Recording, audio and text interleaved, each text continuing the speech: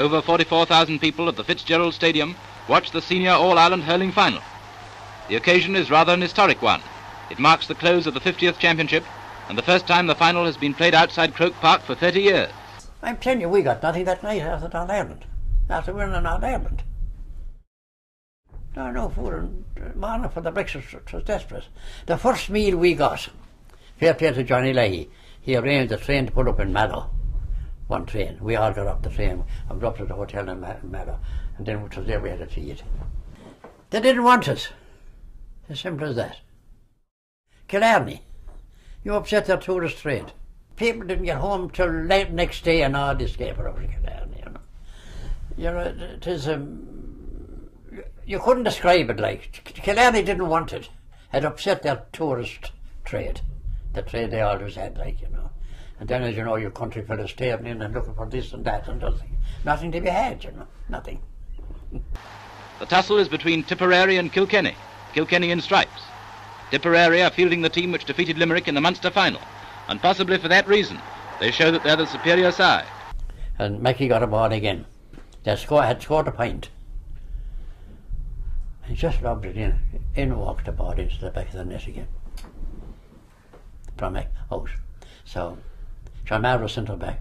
Oh, he told me what he didn't say to himself in the goal paper. Wasn't opening himself afterwards. But there was an incident now in the match. I have to bring myself into this. The score stood a goal and a pint to a pint. The match, every two players were like that, you know.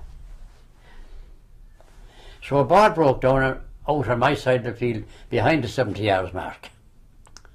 And I raced away from, Jackie Power was marking me. And I got away from Power anyway, and I go and, who did I catch coming? I had about 30 yards to go, he had only about 15 to come. It was Mackie coming out, you see. I was going this way, and he was coming this way. So I sized it up anyway. I says, he'll come for me now, that'll be what he'll do, you see. That was Mackie, you know.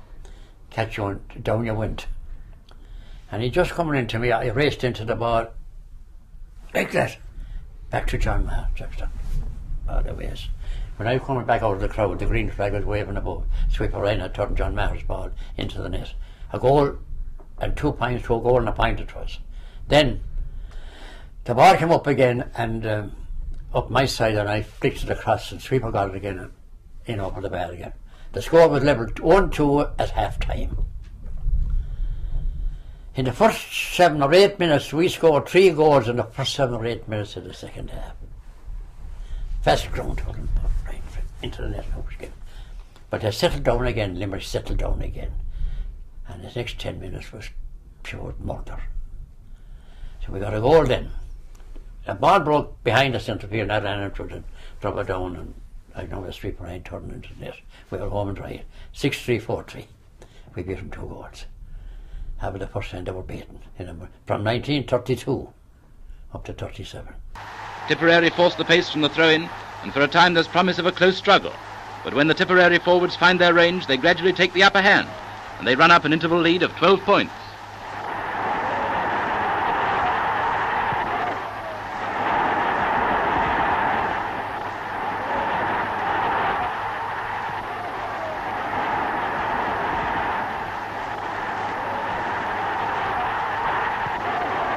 Kilkenny take up the offensive from the restart, but the 14 points lead of their rivals makes the game a little one-sided.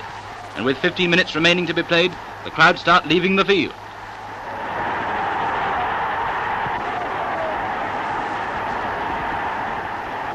In spite of a last-minute rally by Kilkenny, Tipperary win easily by 3 goals and 11 points to no goals and 3 points.